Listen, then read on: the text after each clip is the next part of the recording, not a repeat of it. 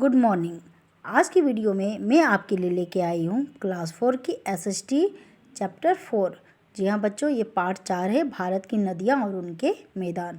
तो पहला प्रश्न यहाँ पे है, हम पहला प्रश्न करेंगे बच्चों कि नीचे दिए गए प्रश्नों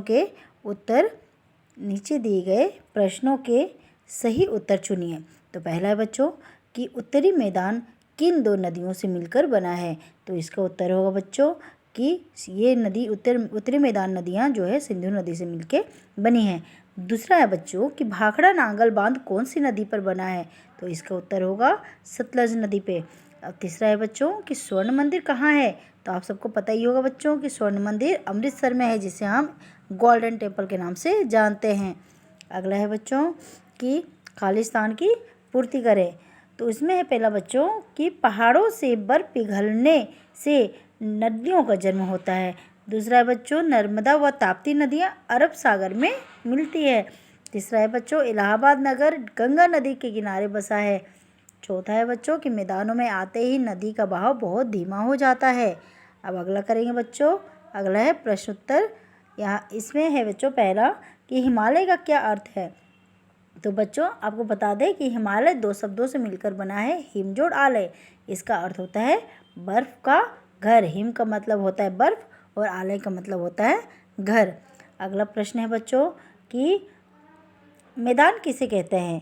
तो बच्चों इसका उत्तर होगा कि समतल भूमि के बड़े भाग को मैदान कहते हैं। जो हम लोग जहाँ रहते हैं बच्चों उसको मैदानी भूमि कहते हैं। तो समतल भूमि के बड़े भाग को मैदान कहते हैं। नदियों के द्वारा बहा कर लाई गई मिट्टी के जमाव से मैदान बनता है। जी हाँ बच्चों, नदियों द्वारा जो बहा करके मिट्टी लाई जाती है वो जिस जगह में वो जम जाती है, जमा होता है, उन्हें ही हम मैदान कहते हैं। अगला है बच्चों कि हिमानी किसे कहते हैं। तो इसका उत्तर होगा बच्चों कि पर्वतों पर हमेशा जमी रहने वाली बर्फ नदी के रूप में जब नीचे की ओर सरकती है तो उसे हिमानी कहते हैं। अगला है बच्चों कि पहाड़ किसे कहते हैं।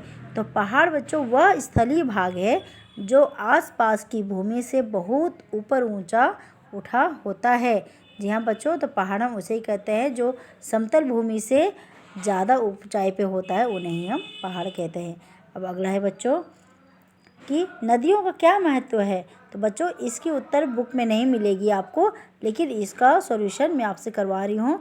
इसका उत्तर होगा कि सभी नदियाँ हमारे लिए बहुत उपयोगी है, क्योंकि ये हर साल नई मिट्टी बहा करके लाती है।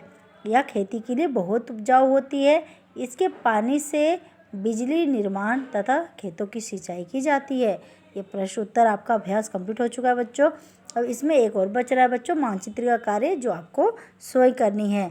तो अगर आपको हमारी वीडियो अच्छी लगी बच्चों तो प्लीज़ वीडियो को लाइक कर दें और चैनल को सब्सक्राइब कर दें और नोटिफिकेशन के लिए बेल आइकन को दबा दें। Thank you.